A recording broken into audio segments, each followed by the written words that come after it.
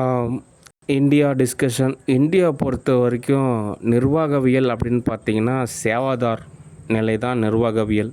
Okay. அதனால் உளவியல் ரீதியான டிஸ்கஷன். ஓகே. கேள்வி பதில் ஆன்சர்ஸ். ஓகே. முதலாவது ஒவ்வொரு கேள்விக்கும் நான் பதில் சொல்கிறேன். Actress Kajal Agarwal discussion. Actress Kajal அகர்வாலை பொறுத்த வரைக்கும் என்ன தகவல் அப்படின்னா, அவங்கள பொறுத்த வரைக்கும் அவங்க ஏதாவது ஒரு நாட்டுக்கு க்யூன் ஆகும்னு நினைப்பாங்க, தோதாகாது. ஏதாவது மூவியில் புக் பண்ண சொல்லுவாங்க, தோதாகாது. ஏதாவது கேஷ் அப்படின்னா வாங்கிட்டு போயிட்டாங்கன்னா பரவாயில்ல, பப்ளிசிட்டி எதிர்பார்ப்பாங்க, லைக்ஸ் எதிர்பார்ப்பாங்க. எதுவுமே தோதாகலைன்னா நான் தாங்க எல்லாம் அப்படின்னு சொல்லிட்டு ஏதோ ஒரு வகையில் இன்வால்வ் ஆவாங்க. எதுவுமே தோதாகாது.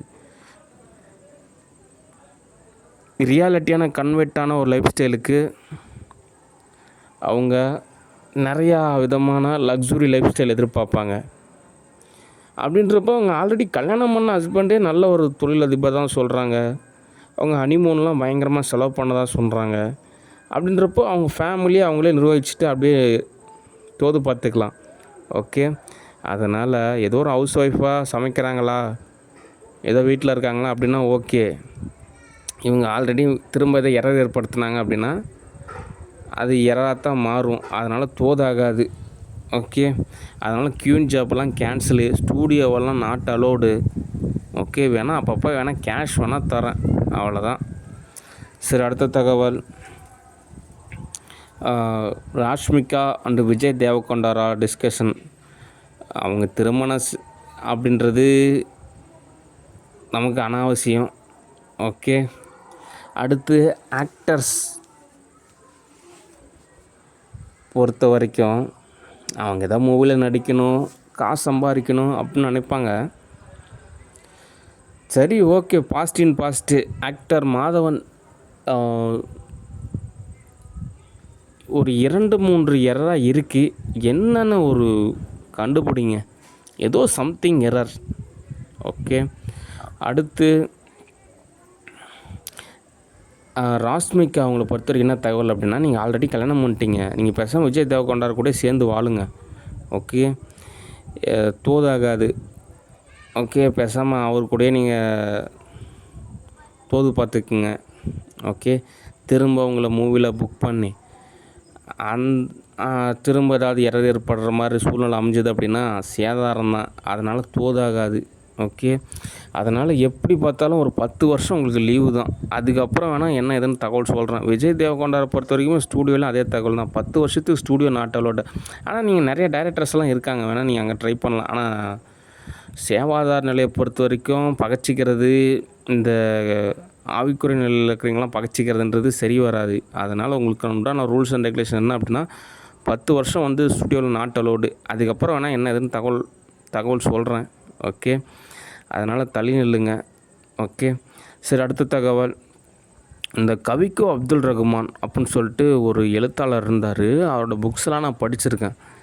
ஒரு தரமான ஒரு எழுத்தாளர். ஓகே. ஆனால் ஒரு சில சூழ்நிலை காரணமாக, ஒரு வறுமை நிலை காரணமாக அவ்வளோவா புக்ஸ் வாங்கி படிக்கிறதுன்றது சிரமம். ஏதாவது ஒரு லைப்ரரியில் புக்ஸ் கிடைக்கும், அல்லது யாராவது ஒருத்தர் புக்ஸ் கொடுப்பாங்க அப்படின்ற கான்செப்ட்டு தான். ஓகே. இந்த புக்கு எனக்கு எப்படி கிடச்சிது, இந்த கவிக்கோ பற்றின அறிமுகம் எனக்கு எப்படி அப்படின்னா,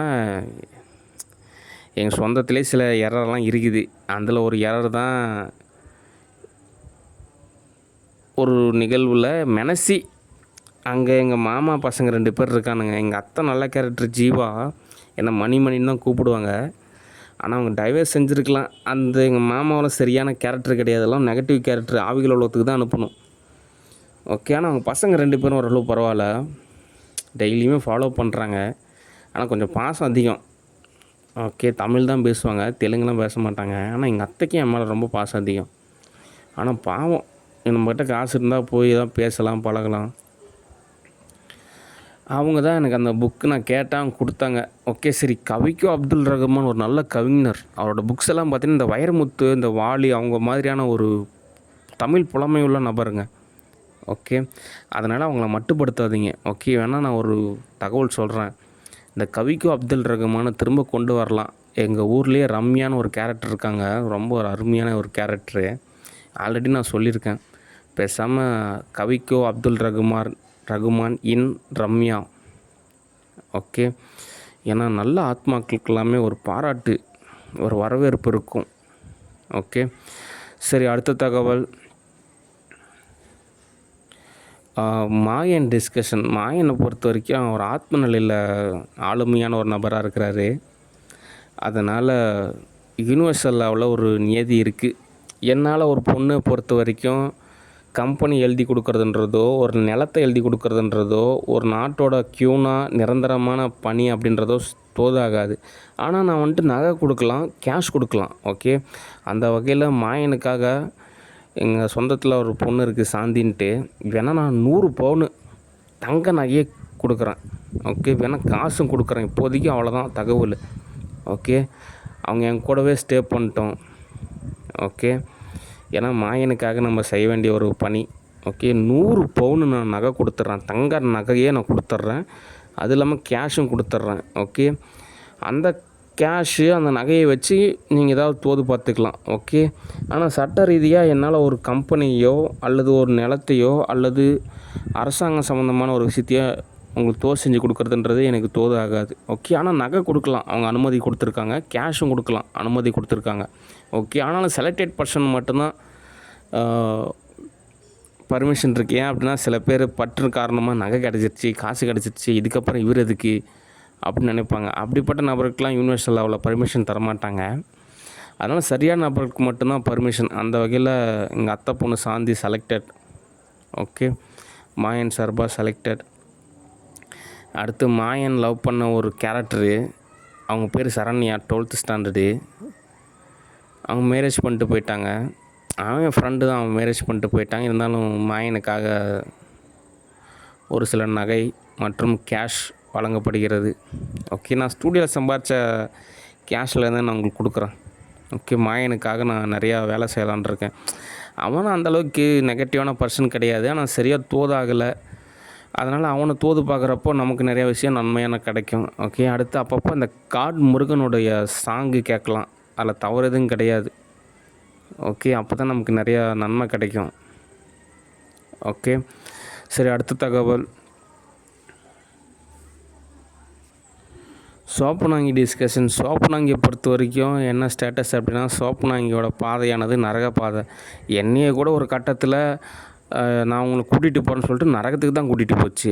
ஆனால் அங்கே போனதுக்கப்புறம் எனக்கு தோதாச்சு. ஆனால் மற்றவங்களுக்கெல்லாம் சோப்பனாங்கி ஃபாலோ பண்ணுறீங்க, சோப்பனாங்கி ஆதரவு கொடுக்குறீங்க, அத்தனை பேருக்குமே என்ன கிளைமேக்ஸ் அப்படின்னா நிச்சயமாக நரகம் தான், ஹெல் டிக்கெட்டு.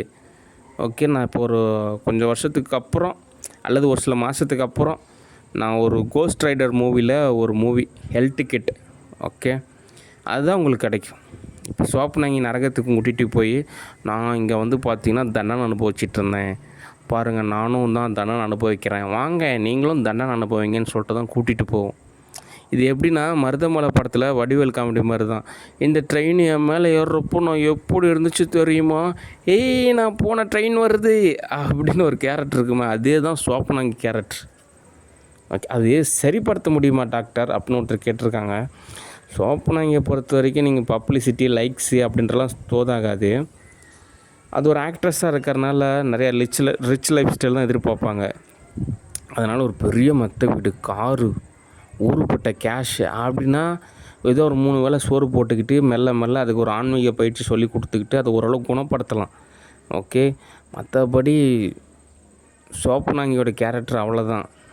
ஓகே, அதை நம்ம சரி பண்ண நினைக்கிறதுன்றது சரியாகாது. இப்போ நரகத்துலேருந்து ஏன் ஒரு விதமான ஒரு தாக்கம் இருக்குது, ஏன் அப்படின்னா நரகத்தோட வாசல் திறந்துருக்கு. அது காரணம் சோப்பனாங்கி தான். சோப்பனாங்கி திரும்ப நரகத்துக்கு போயிடுச்சுன்னு வச்சிங்க, அந்த கதவானது மூடப்படும். அதுக்கப்புறம் எர்த்து தனி நரகம் தனி அப்படின்ற மாதிரி கான்செப்ட் இருக்கும்.